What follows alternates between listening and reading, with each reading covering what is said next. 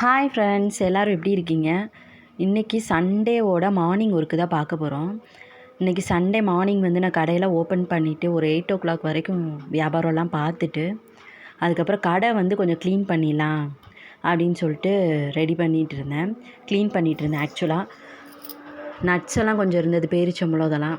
So அதை ஒரு packet எடுத்து எனர்ஜிக்காக சாப்பிட்டுட்டு நான் வேலை பார்த்துட்டு இருந்தேன். மகி வந்து இன்றைக்கி சமத்தா என்ன பண்ணிட்டாங்கன்னா, நானே ப்ரஷ் பண்ணுறேமான்னு சொல்லிட்டு ப்ரஷ் பண்ணிகிட்டு இருந்தாங்க தங்கமயில். அதான் வீடியோ தான் இது.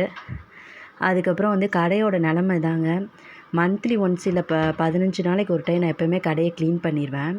அது என்ன க்ளீனிங் அப்படின்னு பார்த்தீங்கன்னா, நம்ம சரக்கு வந்து கடைக்கு வரும் இல்லைங்களா, அந்த சாக்கு அது எல்லாமே அப்படி அப்படியே எடுத்து வச்சுருப்பேன். முட்டை வாங்குறது, பால் பாக்கெட்டு, மாவு பாக்கெட் வாங்குறது, அதெல்லாம் அது எல்லாமே க்ளீன் பண்ணணும். அதுக்கப்புறம் பார்த்திங்கன்னா இந்த ட்ரேயில் வந்துட்டு இந்த காப்பி தூள், டீ தூள், மசாலா பாக்கெட்லாம் ஒன்று மிச்சமாகிறது போட்டு வச்சுருப்போம்.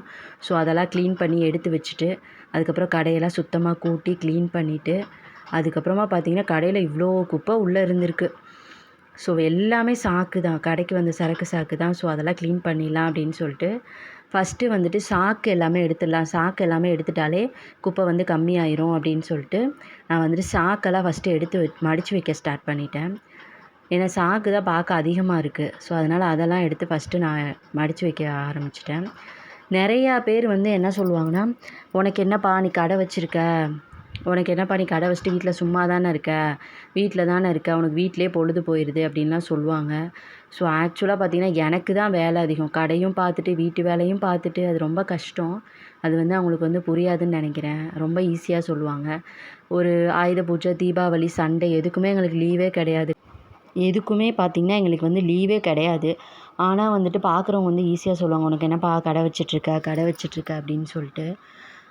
இந்த மாதிரி சரக்கு வர்றது வந்துட்டு அதை விட ஒர்க் அதிகம். நம்ம வந்து ஒரு மூட்டை சரக்கு வரும், அது எல்லாமே எடுத்து கடையில் அடுக்கி வைக்கணும், அதை நின்று வியாபாரம் பண்ணணும், மறுபடியும் அந்த ஒரு மூட்டை குப்பையை எடுத்து வெளியே ஏற்றணும். வீட்டை மெயின்டைன் பண்ணுறதோட கடையை மெயின்டைன் பண்ணுறது ரொம்ப கஷ்டங்க. இந்த மாதிரி எக்ஸ்பீரியன்ஸ் உங்களுக்கு இருந்தால் சொல்லுங்கள். குப்பையெல்லாம் எடுத்து சாக்கெல்லாம் கட்டி எடுத்து வச்சதுக்கப்புறம் குப்பை அள்ளி வைக்கிற பேக் வந்து பார்த்திங்கன்னா, எங்கள் தெரு பக்கம் வந்து இன்றைக்கி தான் குப்பைக்காரங்க வந்தாங்க. இனி அவங்க வர ஒரு 2 days ஆகும். ஸோ அது வரைக்கும் குப்பையும் சேஃபாக இருக்கணும், எதுவும் போய் கலைச்சிடக்கூடாது அப்படின்றதுக்காக நான் ஜிப்பு போட்ட பேக்கில் வச்சிட்டேன். இந்த மாதிரி ஜிப்பு போட்ட பேக்கில் வச்சா தான் சேஃப்டியாக இருக்கும் அப்படின்னு சொல்லிட்டு நான் இதே மாதிரி பேக் பண்ணி எடுத்து வச்சிட்டேன். இந்த பேக் எங்களுக்கு நிறையா வருங்க. வாரம் சரக்கு வாங்குறனால இந்த மாதிரி பேக் நிறையா வரும். ஸோ அதுக்கப்புறம் எல்லாமே அடித்து சுத்தமாக க்ளீன் பண்ணிவிட்டு குப்பையும் அள்ளி போட்டுட்டேன். இந்த மாதிரி பியூட்டிஃபுல்லான வீடியோவில் இன்னொரு வீடியோவில் பார்க்கலாம். Bye friends.